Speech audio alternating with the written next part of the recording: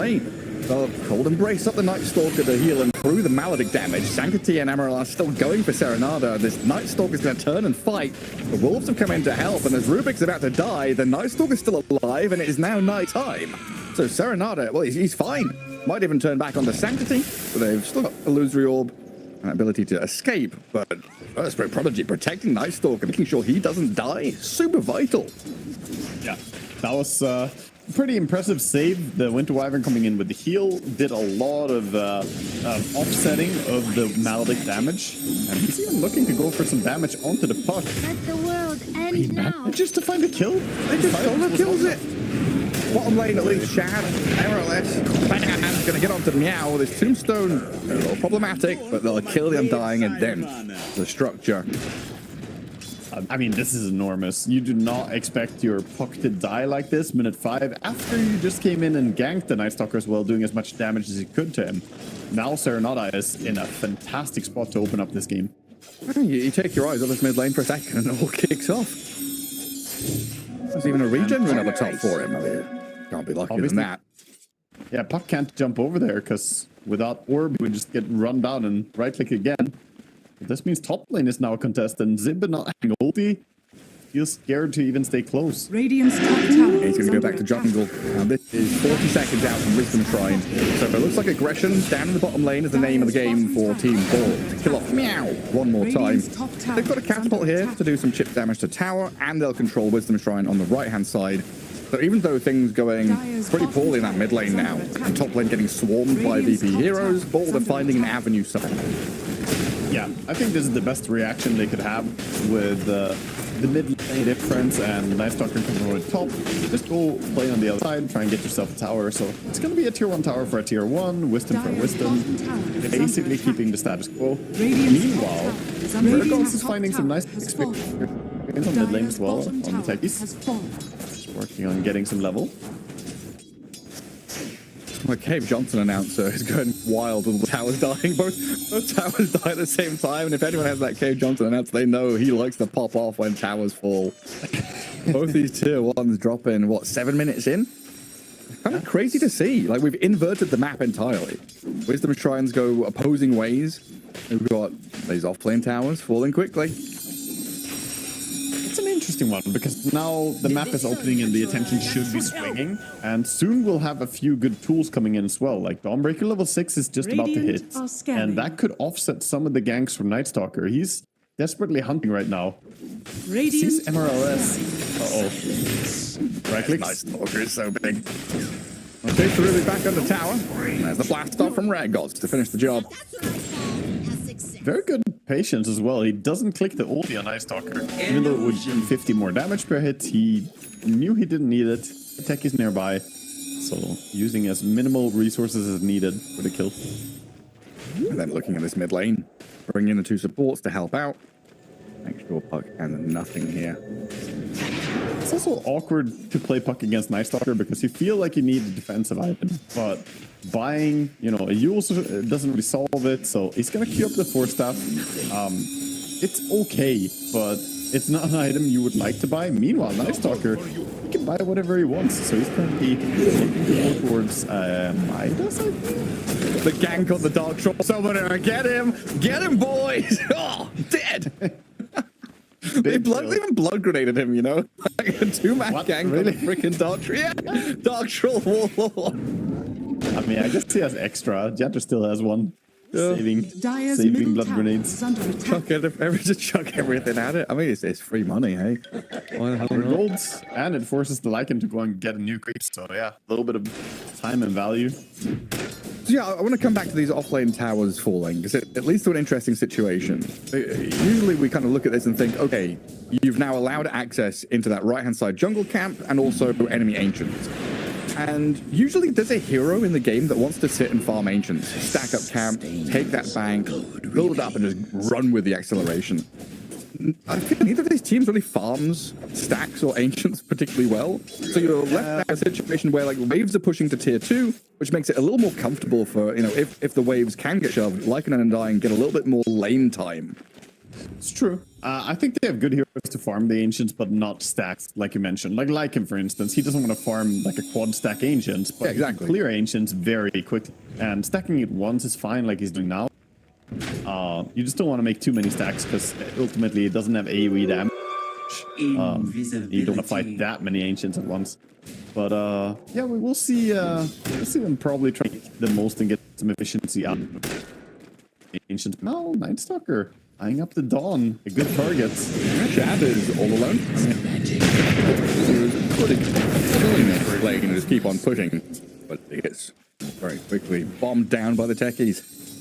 He was really far out in lane. He had a ward, so he felt pretty safe. He had 2 wards actually, but he didn't see the Nightstalker's rotation.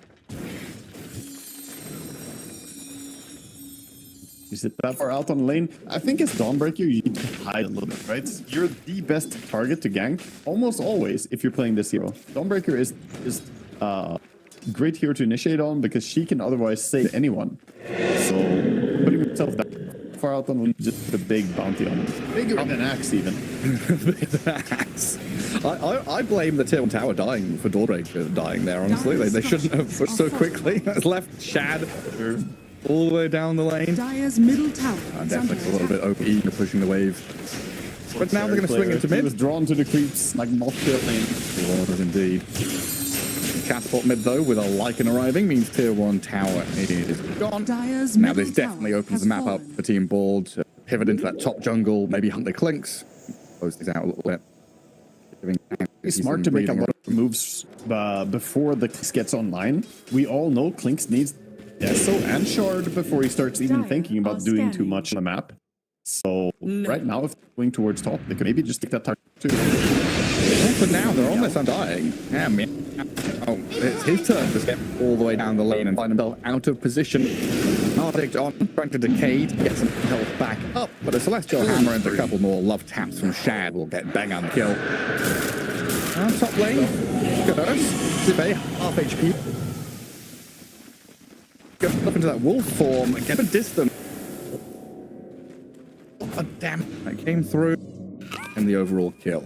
That was very, very worth for him to pop his ulti and run away. He's gonna keep farming. The heroes ultimately rotate to try and kill him.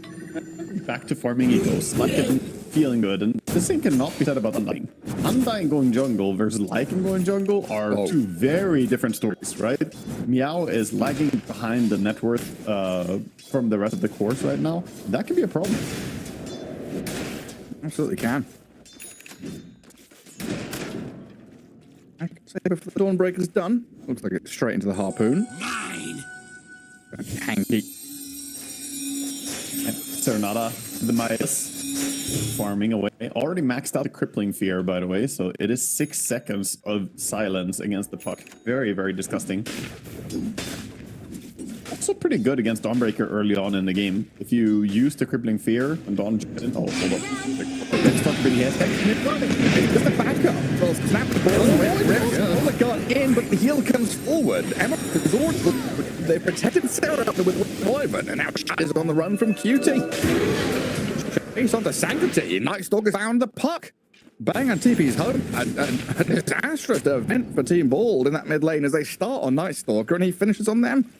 It's a fantastic read, actually, by Rare Gods, just sitting there Radiant's later. I don't think they had vision on that gank at all, to be honest, before they smoked up. But he was just super ready on tech. He's got a fantastic 2-man blast off into double mine.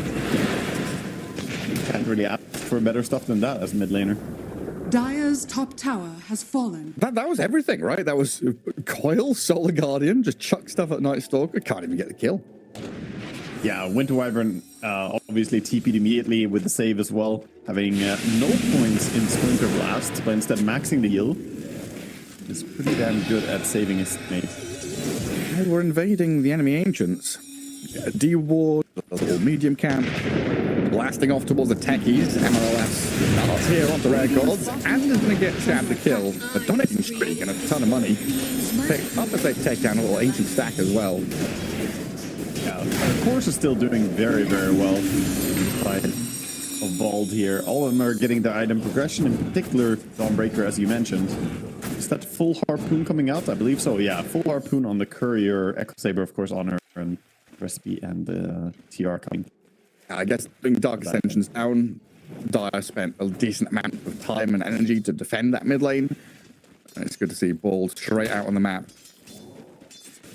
So I'm looking towards Undying, who's having a pretty bad game, and thinking about where he will go from here. We've talked about the Blink build sometimes, but looks like here he wants to go for a Crimson Guard, feeling too squishy and too easy of a kill. I would probably agree that he needs to be harder to kill. The fastest on zero. Yeah. Speed time. Pretty damn good. I mean, normally, you know, I carry Dawnbreaker. She's got farm priority here. I'm going to lift this Night Stalker back into a whiffed Maledict attempt. Radiant's courier. Oh, it's nighttime. VP Prodigy trying to make the most of their Night Stalker. Not able to find anyone, though. So it's going to be a matter of deciding, do we go deeper and hunt into this other jungle? Go back to pushing. It is the former, and they're going to find Bang on here. Serenada and Rare Gods, they go all the way into this bottom jungle to get the kill. Radiant's bottom tower. Meanwhile, the Desolator King springs the way. Does he find his puck as well? He's going to jaunt away. Winter's Curse held him in place for a moment. Now blast off from Rubik. They're back onto this Night Stalker with a Solar Guardian coming in. He's going to get Cold Embrace healed up, but the damage, tactical, physical, blasting through. MRLS is going to take the name of Serenada. And Beauty's being run out by a Lycan. Zime's arrived. The Wolf, he's knocking at the door. He's going to clinks. Yeah, back in the grave. Meow going to join him as well, it looks like, as this Lycan just shifted out of nowhere. Body blocks with a hero, hits with a dragon, coming through only the inevitable demise of Meow. You always Bottom tower. Yeah. Dire's middle tower is under attack. He's getting something out of nothing. But he probably just run over, bulldozed by this Lycan. Yeah, and the Dawnbreaker, you saw the power right there, being able to farm somewhere else and then jumping right into the fray. Even with the heal coming out, could not save the Night Stalker.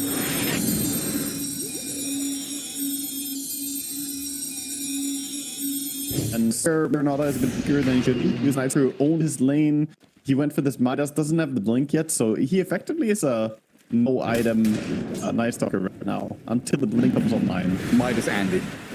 Yeah, regular Midas Andy. He's gonna go Midas and jungle creeps here. John Midas. What? Let's talk about this. Midas, in my mind, is not a good item. It's in fact a bad item. It sucks. It is stinky. And there are only, I don't know, 2 heroes that buy it. Like Arc Warden and Night Stalker, apparently. And I know I asked SVG this exact same question because I was like, where the hell are we buying Midas? And he was like, well, there's nothing else you really want to buy apart from maybe Armlet you can make an argument for. Radiant's middle tower is under attack. I just don't. I would make that argument, though. I think Armlet would have been a very strong item for him in this game, Radiant's actually. middle tower has fallen. Yeah, I mean, listen, it's comfort food, it's comfort zone. You have a nice, you put it on creeps, you get gold. It's very rewarding. 4 players need this. This is like a feel-good item. You buy it because you want gold. You can already feast on creeps. No, you don't understand. Double the feast. More feasting there. More feasting. So it's a glutton. Yeah, gluttony, for sure. Roshan has fallen to the My dark. mouth is so big. Dire's Fit top more tower food is under inside of it. attack. Yeah, does that look like a... He can dislocate 3 of his 4 jaws. Exactly. Disgusting. Thank you, Roshan, from VP. It's pretty true, though. It is this weird feeling where, okay, you don't really need to buy an item immediately. Blink Dagger Rush is not necessarily the best play. I would probably have preferred Armlet or Echo Saber over the Midas. I don't like the new Midas that much. Yeah, not a big fan. But we do get VP Prodigy sneaking into Roshan, taking it pretty quickly with his points undying. So making sure that Team Ball don't get their hands of it. They were the ones cracking up this top.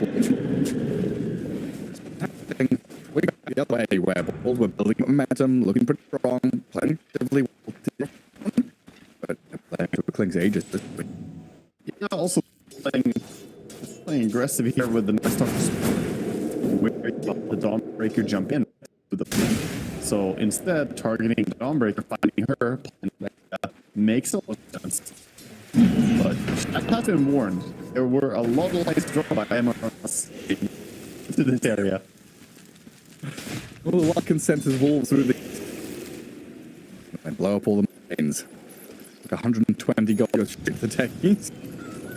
After 20, he wasting no time. Ready position. That's that thing we were talking about it. The aim start in our little fill and yap session, being ahead of the curve. They were there, ready before the hunter was spawned. They had already set up mines a minute before. Ward coverage down, already there. Playing pretty quickly, finding objective after objective. An interesting thing is happening in this game where it's just that go no pike and just straight into the Daedalus after Desolator Shard on Clinks. This is more direct builds than what we've seen from the previous Clinks. And honestly, I think I like it. Sure, you won't have the same range and you'll struggle a bit to reach your target. But if he does reach a target, he will blow them up really fast.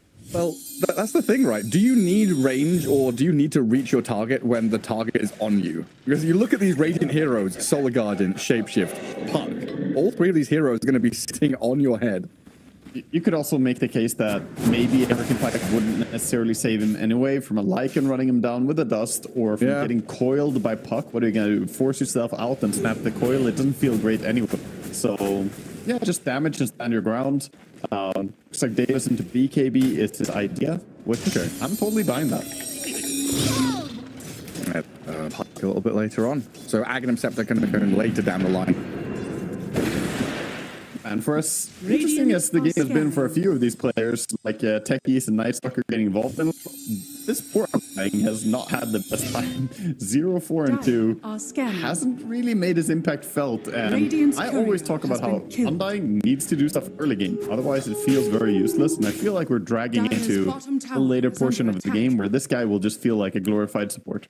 Yeah, I keep getting he's in this game, honestly. Techies is more the POS 3 ahead than this Undying. Dire's bottom tower is under attack. Yeah, I'm not sure. Sure about the Undying. It's very popular for all the teams, and I can see what it brings to the table, but if the opponents do what we've seen in this game, just dodging you, like Team Bold have been doing, and taking fights on their own terms, is under attack. It's kind of awkward. Very good job of sitting behind to test something stout and move. Going down the jungle and they come back around again. Format Dawn make ulti, we crack back into night. Serenade sit up the treetop, looking for a target to jump. The MS playing that left-hand side as the shapeshifted Lycan sprints into action, looking for a go. Difficult choice, but they're coil on 3. That's a great start to snap it on Cutie and Rare Gods. Now the Lycan can come in. Tombstones placed by Meow. Soul Rip to 5 at a time, but the Starbreaker lightning and Shaq finds the kill with Zip. That's a fantastic catch coming out from Sanctity. And a lot of it on the back of Zibek going in, providing the vision, right? He was the one saying, okay, I can't, I'm just gonna run in with some wolves. My hero can scout with my ulti. And we get paid off here by Sanctity with the catch. Prodigy, we're in a good spot having the Aegis, but now the Aegis is gonna time out. Feels like their energy is kind of drawing a bit low here, especially with no ulti on Night Stalker available now. Honestly, it feels like every successful move out of Team Bold starts and ends with Zibek. Whether it's VP Prodigy chasing the Lycan, trying to hunt him, and stays tucked behind the tower, scouting with wolves, sending them out, giving wolves to give vision to this Puck, and then Jake to chase people down, herding them like little sheep. I am so impressed, by the way. They have a Shivas and an AC 24. That's crazy. It's too early to have these big aura items, but Team Bold so much armor. Have a Shivas on Lycan and then a Salt Cuirass over on AC on the. And they've got a catch on the Undying. And that thing forced out the Flash Golem. They don't get the kill on Meow, but they force the reaction out of VPP. Yeah, you're right. Having these massive items is huge for them. Shivers like an AC Dawnbreaker. And still this Undying in mid lane, but they've got to win this Curse and Sanctity. Dragon hitting the puck. Not enough to chip him off, so Shad kills Undying. The Clinks nearly takes down the Rubik, but this life grid opens up. Finds Cutie in the midst of battle. The Wolf cares not for the undead. Man, they're countering the Clinks so hard. Clinks comes in with this Desolator, and Christensen wants to get a kill, goes for a squishy support, but the auras are there to make him not do so much damage, and even a Solar Crest coming out by Witch Doctor actually was the thing that saved his life. Witch Doctor saving Emeralds there. Just beautiful itemization from them. They understand that Clinks is the win con for Dire. He needs to do all that physical damage. Level 4 Voodoo Restoration too. There's 1/4/4 build. Okay, there's now 2/4/4 on Witch Doctor. Max Maledict, Max Voodoo. Get the heals going. But yeah, it definitely feels like VPP hitting a wall at this point. You pointed out the Undying's had a struggle. This Clink's really not getting off the ground and going quite all in with his item build to try and stand and deliver. That win probability really showing the state of the game. I'm sorry to set up the landing. I think if he's dead again, I know he's dead again. We watch it happen on our screen. Dawnbreaker with that cooldown reduction talent feels so crazy. 80 seconds cooldown on level 2 ulti, 70 on level 3 ulti. This spell is too good for having that low cooldown, man. That talent is really nice.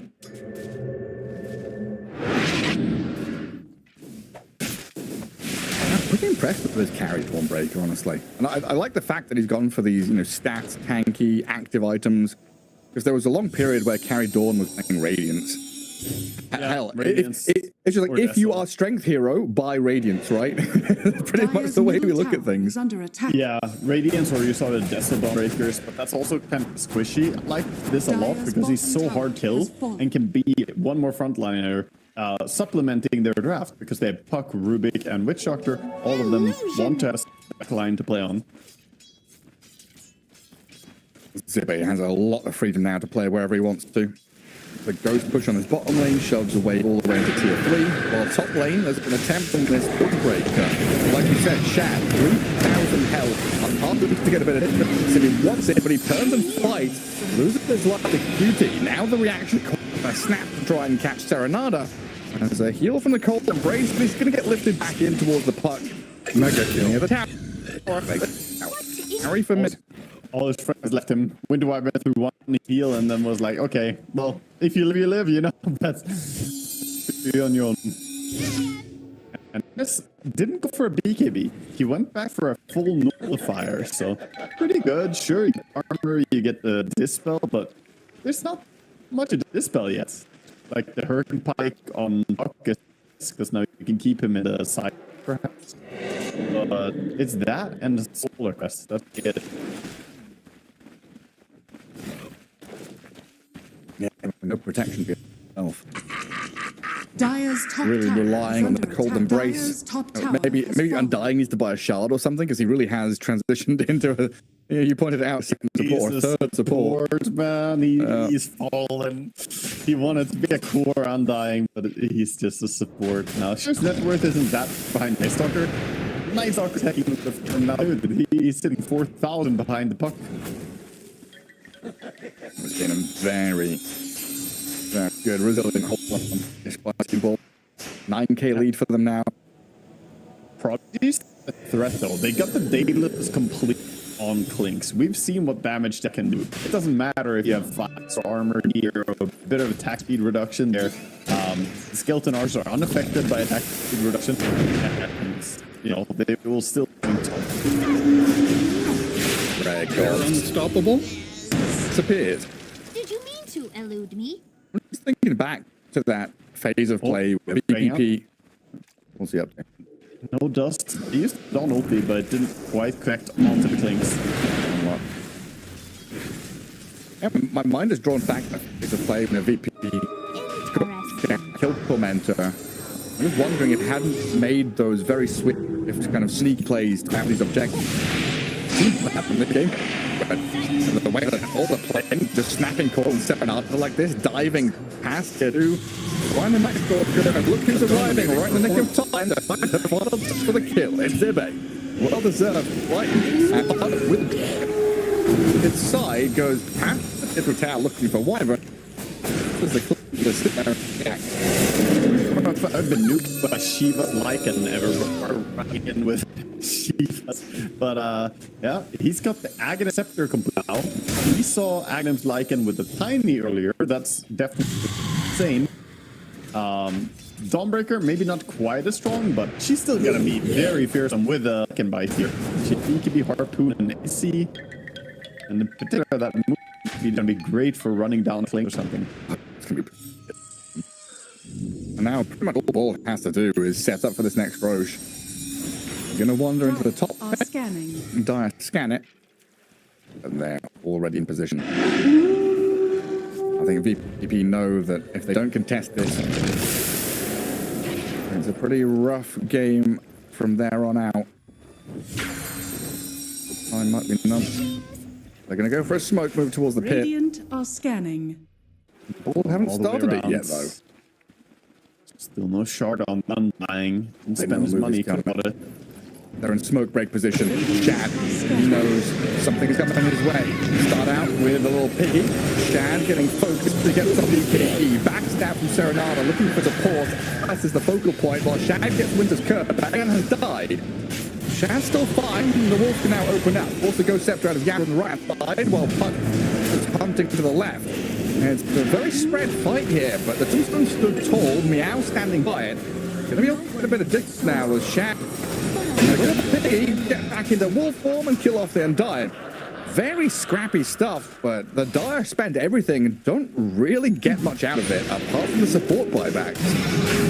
Yeah, I think it's fine still. They're not going to win the fight deciding enough to get Roche on the back of it or contest the Roche.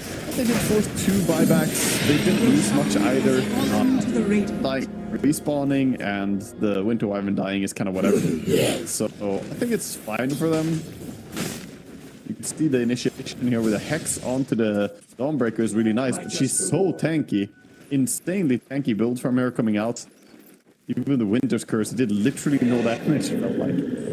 Yeah, that's the thing. Like, every time VBP casts a spell, it's like, oh, they've cast a spell, and then it doesn't do anything. All that really happened was in the back, the Night Stalker finds some kills on the supports. They're wasting no time. They're just going high ground immediately. Team Bald. They feel strong right now and want to make the most of it. I know. They've got Aegis, Gem, they can go high ground here. Dire do not have Dark Extension. It is daytime for at least 3 minutes. The Wyvern Curse has just come back up, so maybe a tool they can use to hold this lane of Barrett. Yatta, he missed. He wanted to go for it, but the phase shift was there. Does get the Curse down. Now have to disengage as they'll watch their Barretts get hit. They're cutting the creep wave. Or Tucker did cut the creep wave. He didn't cut the next one though. There is actually a wave coming. They might back out anyway though. Break ulti is ready. I don't think they're going too far away here. Team Bald trying to keep pressure onto BP Prodigy. Let me know where VPP are. They're stuck in the base, so they've pushed top all the way in. Mid is meeting at the Dire base as well. So now they play from this Dire high ground. Farm Ancients, play with vision. Importantly, the Clinks is about to finish a full BKB now in just 200 gold. He will have it. That is a massive power spike where he can finally maybe stand and fight, not get lifted, casked, and coiled and silenced. All these things that have really been bothering him. Finally, he can maybe be the damage dealer that he's been looking to be. The problem is, though, something is missing there. Aghanim Scepter. Dig that. Yeah. Yeah. The Clinks doesn't have an axe, so Yeah. I mean, major part of Klink's damage output is usually to buy those extra skeletons, but he straight up didn't go for it in this game. I'm not sure if it's gonna be sufficient to just be right-clicking with your main hero. No, Serenada's getting jumped top by the Sanctity. And there's Dawn. Let's go. Picking out in this lane in the open. This thing's trying to deal with that now. There's a tremendous amount of physical damage, but not enough burst anymore. Take it forward from they get the top of the collect. Momentarily get flattened off. That's just the first life. Sanctity pretty fine to trade. But clicks the KB. If they have to use it, just disengage. Yes. Decent, honestly. Now QT not going to feel too good. Has to go base brief. And with Master still dead. Ball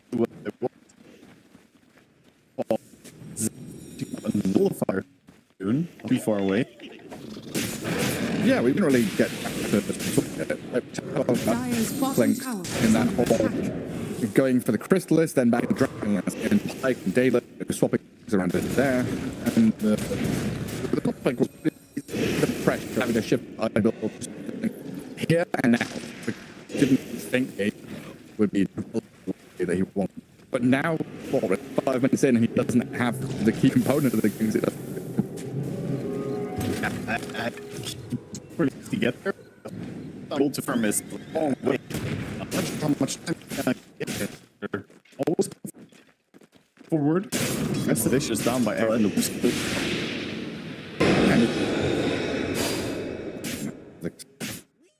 we didn't want to go up his position. But yeah, VP back to the base.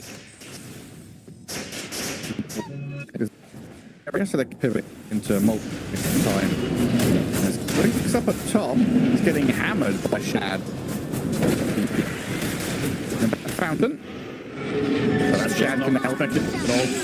Put out top, join mid. They've got a call Serenade, man. They didn't need Shad. They just will get this Night Stalker down. Very fast damage coming out there. The stolen burn is actually pretty nasty on Rubik. Did a lot of damage with that. He's flying around, playing as a Winter Wyvern.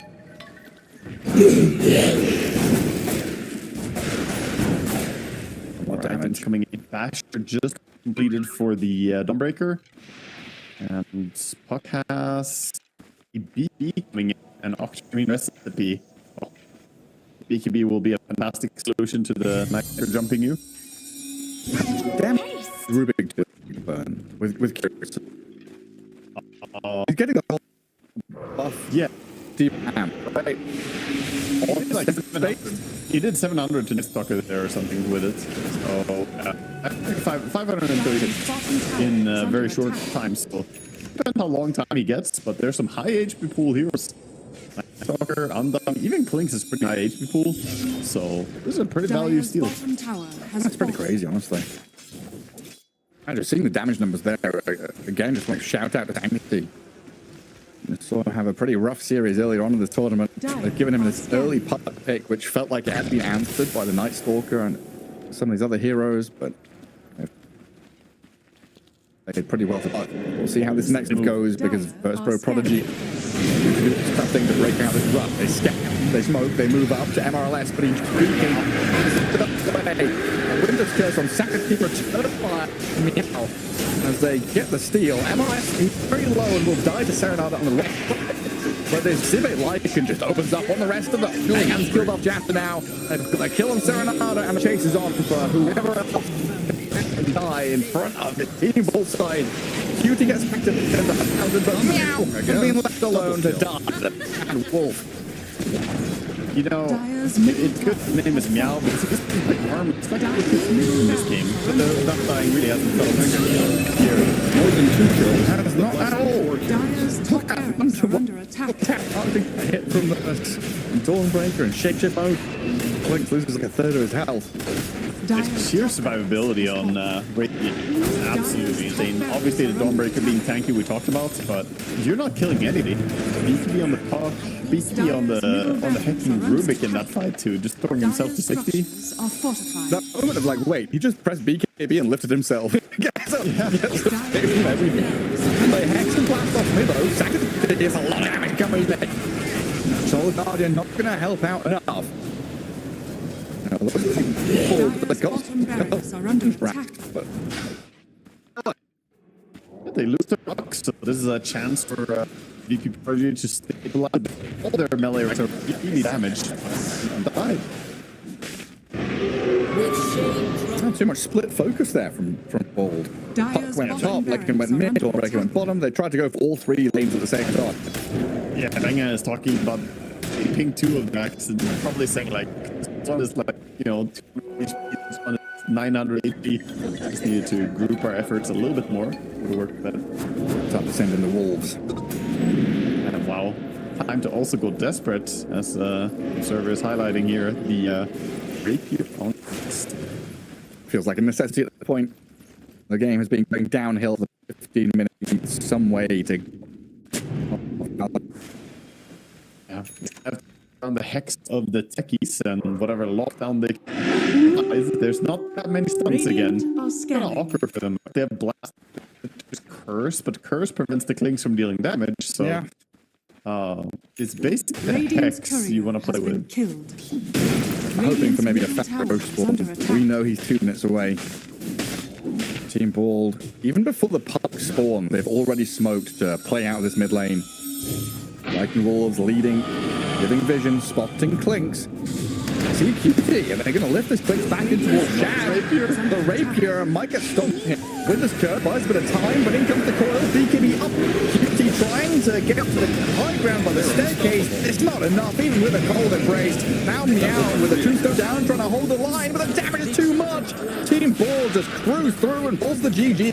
Favorite kill. Easy for Team Ball to get the Rapier on the Dawnbreaker. Smashes some people, and yeah, that game looked very, very easy from start to finish, I want to say. Zibbe never died, Shad 10, 2, and 12, and the Sanctity, who was absolutely owning, right? The early game, he played it so well. There was one point where he died to Nightstalker, but other than that, I think his rotations were really, really good. Yeah, spot on stuff. Definitely a different Bald today than we saw at the start of the tournament. Very quickly.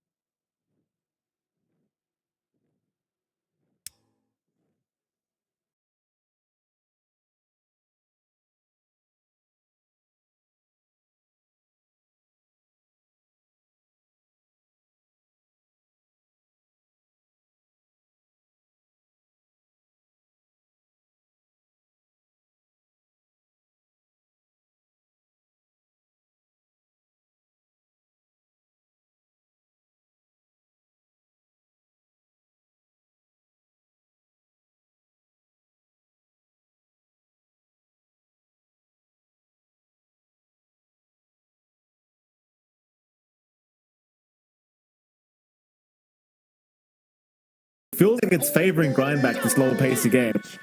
But I like the underlags, I appreciate how great it is, but Luna's just being left to her own devices. You know, you're going to have the BKB being worked on next by Savage. We've seen how effective Savage can be on this hero. He just walks in anytime he sees an opportunity, pops his ultimate and just walks out of there. That's all he really needs to do. After that, he can just get back to the farm game until later on. And you're approaching the point where the right clicks are going to start flying out.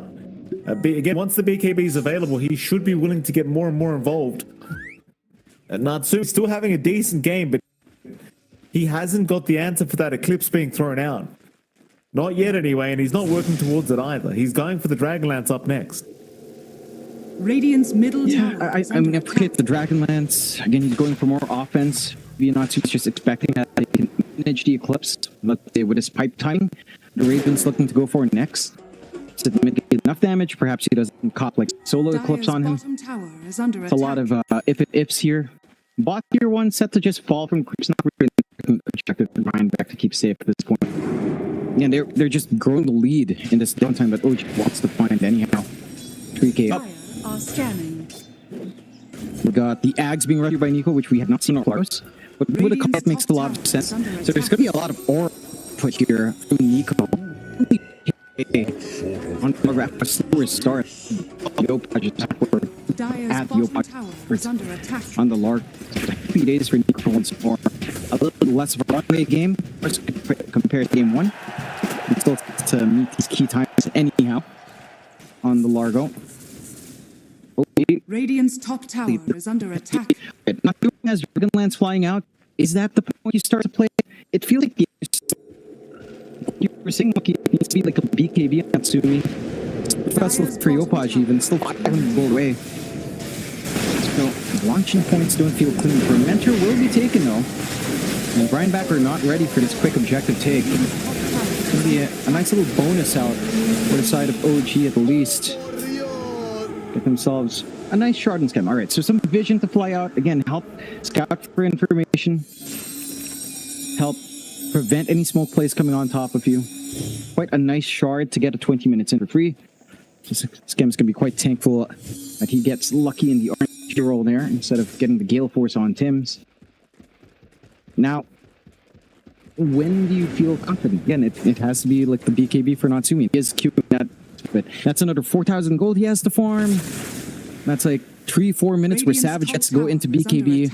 Plus Butterfly at that point. That's a scary timing, man. With this slow play, it's for OG.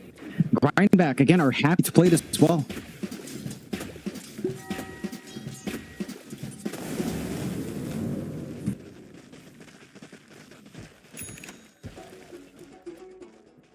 On the bottom, they're looking at Natsumi again. He's got the vision. Jump in with the blink dagger, Walrus punch out, and the dream to follow. And Natsumi, he's just sitting duck. Without that BKB, he is an absolute sitting duck. And he's so far off it too. Not even one component towards it yet. No. So they can really just abuse OG while Natsumi does not have this up and running. Oh, you've gotten to the stage where now Nico rather has got the Aghanim Scepter up. Yeah. It's even more annoying though. Radiant's bottom tower is under attack. With Kaya on hand, with this high magic damage coming in. And it gets pretty scary. Again, the added stain from having 2 songs being played on top of things. Like, that's just a lot you have to mitigate. And OG, I mean, they're trying. They've got the Spirit Vessel. Yopaj can at least cut off one hero's regen. He's having to go back for the Nexus. But again, it's just so much you have to wait for. Once you have the AoE silence, these fights do look cleaner. But again, BKB is already up on 23. You've got the Parasma lining up for Ken. You've got the Sanj next for Nico. He's a very happy Largo at this point. Like, the damage is kind of nice on Natsumi, but it's really not at the point where he can do damage. Swimming up with Yopaj and Tim's. If they catch one isolated hero, they can get picked off, but even that's kind of hard to see right now. They've just been shoved all the way across the river. Look at the wards here from the side of Grindback surrounding the tier 2 bot. Jump in. They have got Q locked down. Savage is moving in to help out though. Kachi is going to be there. Pit of Malice is very well positioned. Now Raven, he came in for it. The Eclipse is going to be popped, but he's very tanky. They don't have down for Raven. They didn't commit the coil. They didn't have the shards, it seems. And Raven does successfully walk out. Tanked the Eclipse as well, so you're feeling pretty good right now. Keep in mind though, Savage, he's got BKB, he wants to try and abuse in this next fight. And they come again with the Pit of Malice set. They'll move on to Nico though, he's a tanky frog. He's fine for now, but the Overgrowth's going to make it rather hard. Still running. Gonna heal his team up once again. My sprites are with us. So the lockdown's there from Raven, you've got plenty of it. But the damage is what appears to be lucky right now. Again, it just goes back to what we have here. It's just been maxed out maybe the 10. The double strongs coming in from Nico. So much healing coming through.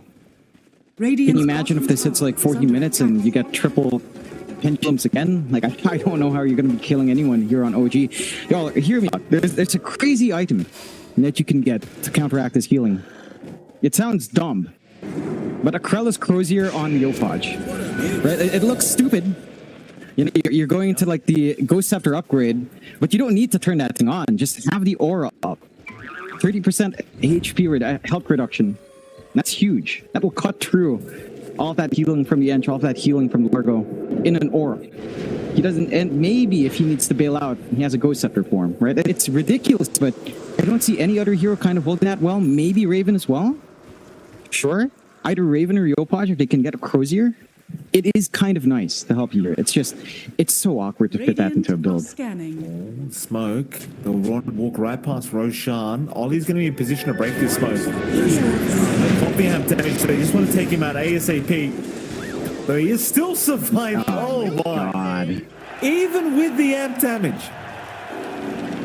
So it's just value from Ollie. Breaks the smoke, completely wastes their time. Even the amp damage committed for that. And on top of that, like now Ken, he's got the full Parasma up, so you'd love to just get a fight going for yourself if you could. It's just so sad. Like nobody's dying for every time OG jumps. They just walk out every time. Dire's middle tower is under attack. You're gonna hit this timing as well, Savage. I mean, he's only 300 gold from Butterfly. What are you gonna do about that? You have no Pierce. Your magical nuke isn't that high. It doesn't feel like they have answers for this Luna once that full Butterfly's up. Like even with maybe all next to impossible. 60 run again. Just looking so much better. Oh, he's just lacking options. This weird. Yopaj has been sitting at 0 Spirit Vessel charges this damn thing up. It's done nothing. There's the Butterfly.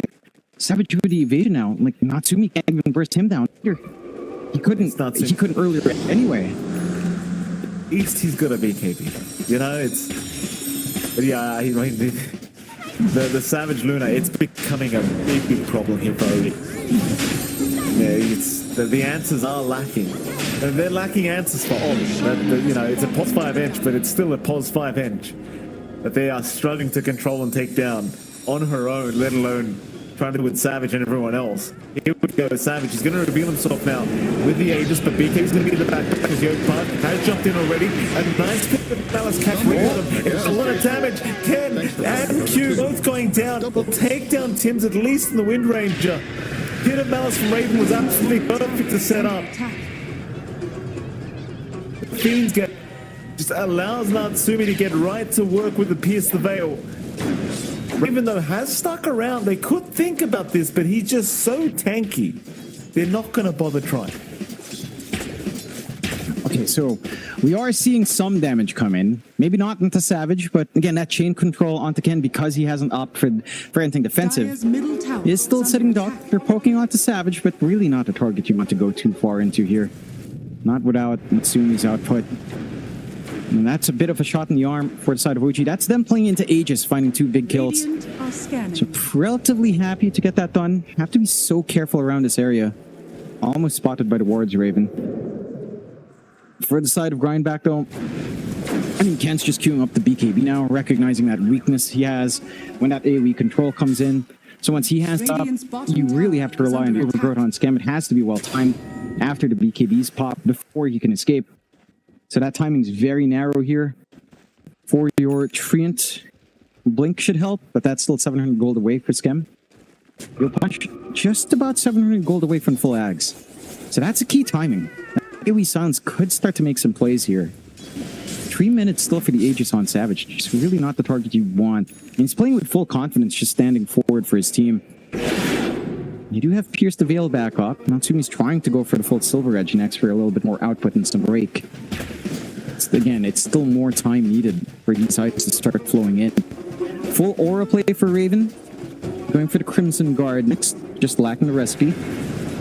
Could help quite a fair bit up against damage on Savage.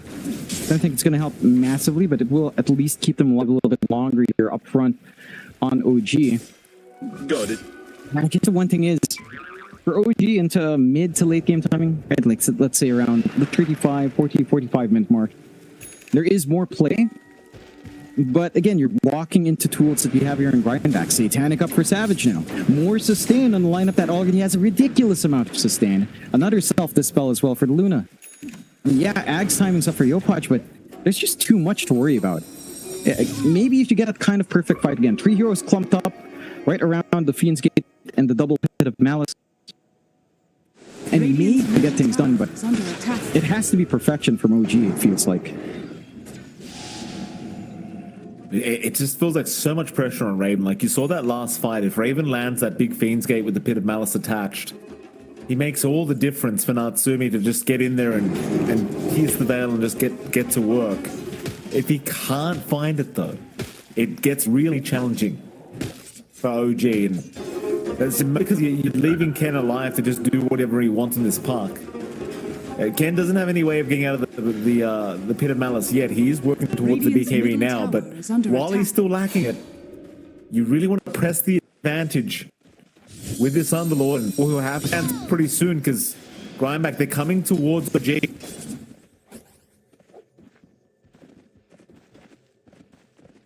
OG Tower. Savage still has a minute and a half, or rather minute 10 on the Aegis. He'll move in, but so will Yard with his new Aghanim Scepter. You've got the silence now on the Void Spirit.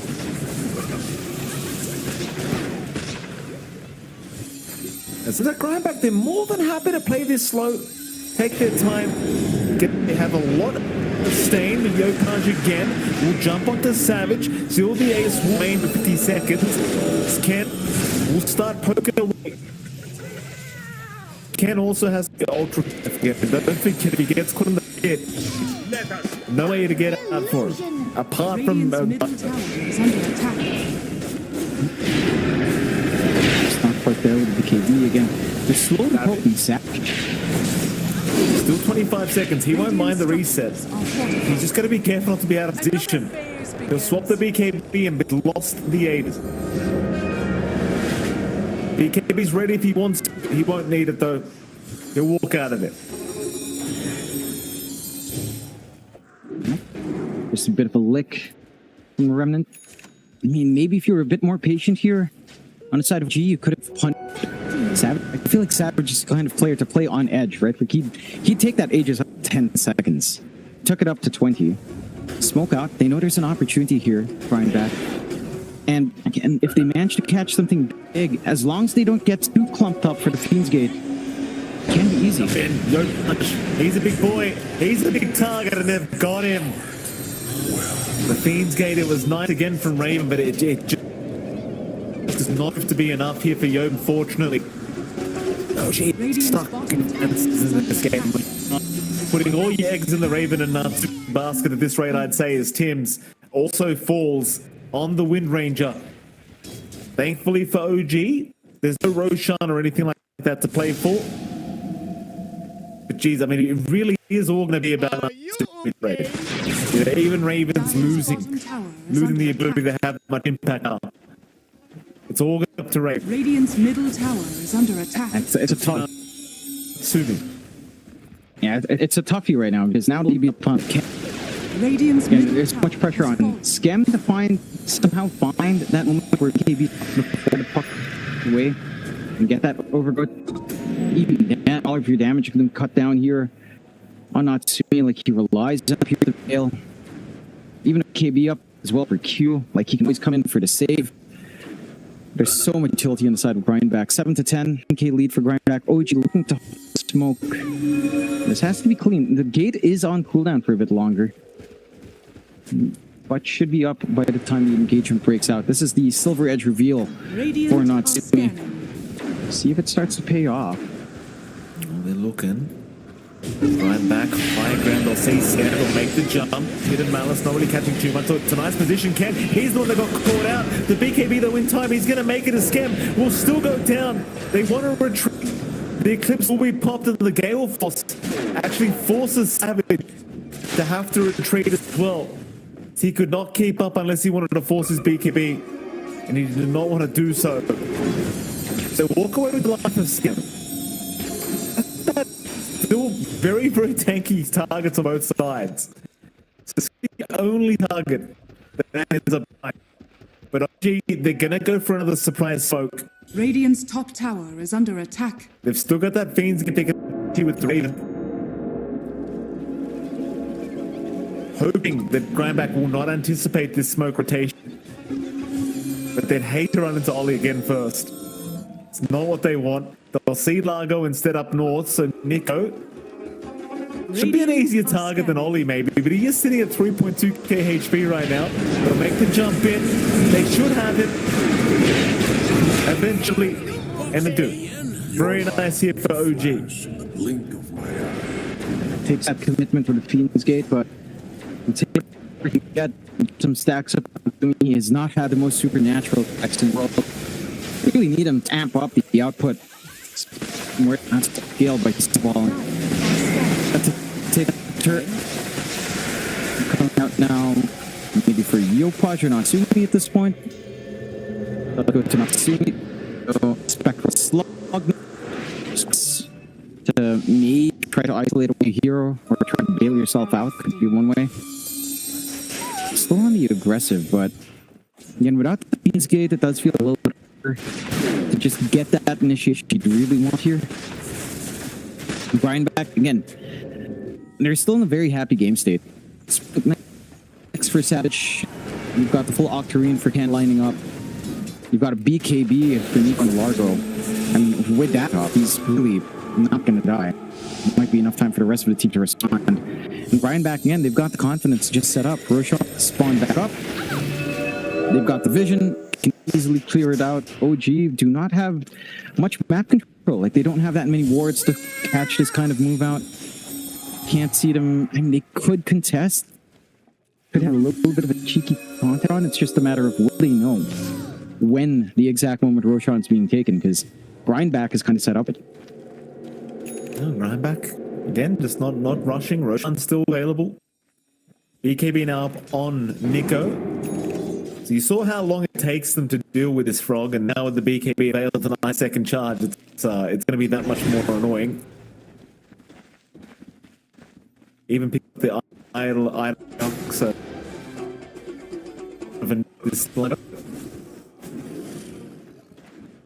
they can start Roshan whenever. I mean, they've got a Tusk on their end.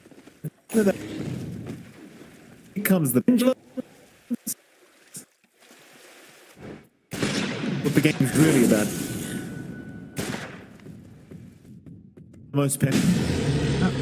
Lucky for him. I think you'd really want one in Raven. There you go. Raven has one as well. What do we get in Yopaj? 10 of 10. Not still hammer yet. Eventually. Roshan does begin being drawn. Uchidia. Again, got the gate. They've got this. There is an opportunity somehow. Roshan's gone, but Savage is going to pick it up. And nice bit of malice though, blocking off Ollie here in a very awkward position, but he's going to heal up, and now the Gale Force dragging them back. They're going to try.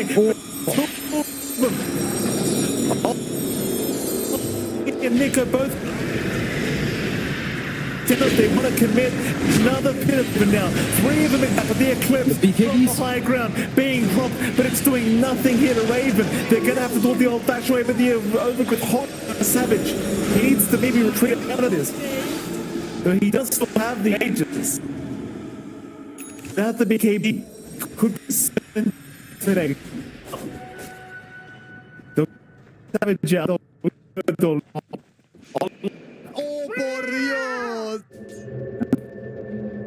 That's wrong. What you're looking for here. Yeah, I didn't expect them to actually clearing out Nico. Bit best you expect, not giving him the will to actually pop BKB. Some charges up in supernatural, so 6% spam. Once that hits 10%, it starts to become a lot more significant under that. You know, in the pierce field form, MKB now, so he does have piercing through 23 Savages durability. So some answers are being presented here for OG. Now it's just a matter of how hard can you play against this Aegis. Because the Luna is still a scary beast. By your timing around these, right? You need to rely on having pipe. You need to rely on your BKBs up. They know some of these tools are down banks, so they smoke up. 20 seconds for the to be up, but I guess they should have at worst mid-fight. Swift link now for Savage. This could be dangerous. Malice again, catching 3.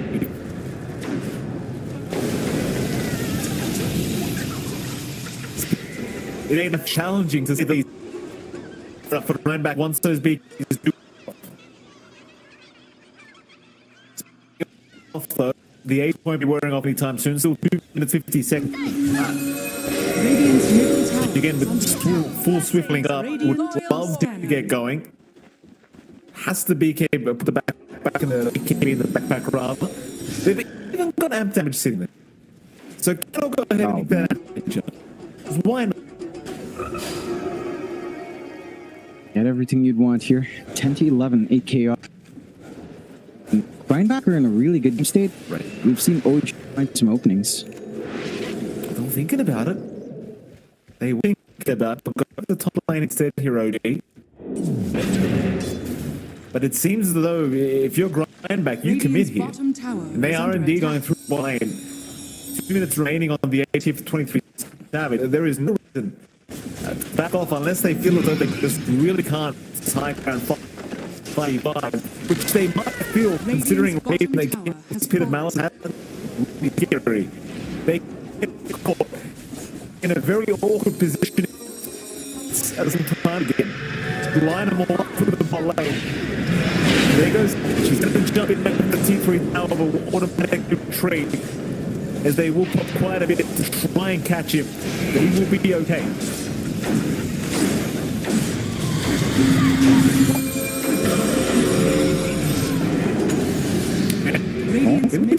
Is forced to BKB. That's a pretty decent win for OG. That should dissuade Grindback from going again. That should be the Aegis just expiring for nothing. Pretty much. Banner down, smoke opportunity for OG as well. And we've seen Savage take some risks with low duration BKBs. They find him right at the cusp of like 10, 15 seconds. This could be where to get awkward. Lines drawn up top. Scanning. Don't Q really sending himself here. Not the biggest kill. Q. I like that one heaps. What they get for OG. I'm sitting there as well, Nico. It's pretty HP for 3k. They're going to try and burst into. He's still at the number. They have now. Even Tristan goes down. And it's gone on. The Savage, he's trying to find his own now. Radiant's middle tower is under attack. Made it, but he's completely alone in this. And they've got Savage BKB eventually, but Cardinal through it. The Titanic was on cooldown.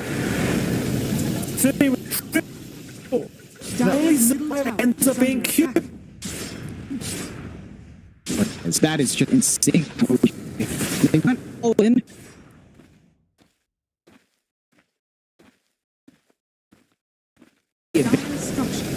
Back and high ground up. We were talking about odds they have for initiation. It comes together in this one big moment, and in such awkward position as well, right? Tier 1 still up on mid. They take it between tier 1 and tier 2 mid, and it still works.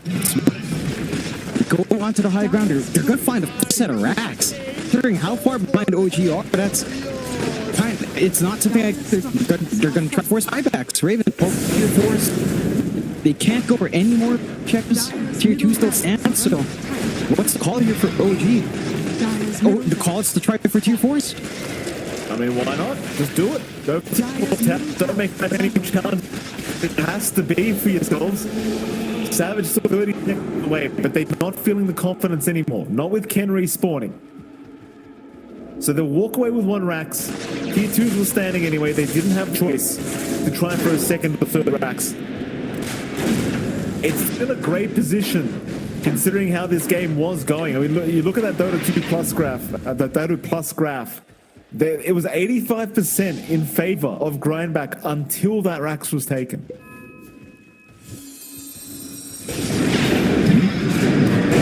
Up again. Mid lane, Ollie, gone. They might even have Q will BKB, but the damage output is really high right now from Natsumi. Ooh. savage For more. hurricane fucking back. He did hurricane pike it back, John. I wasn't going to point out you did. 23 seconds.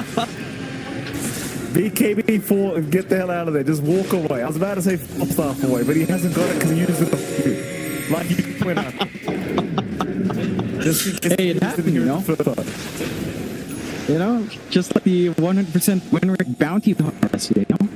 Something just to point it out, Mikey. Ags up, it's a big Q if he can die. But he's got the kickback. This is where things can get mildly up. The side of the back plays make it really rough.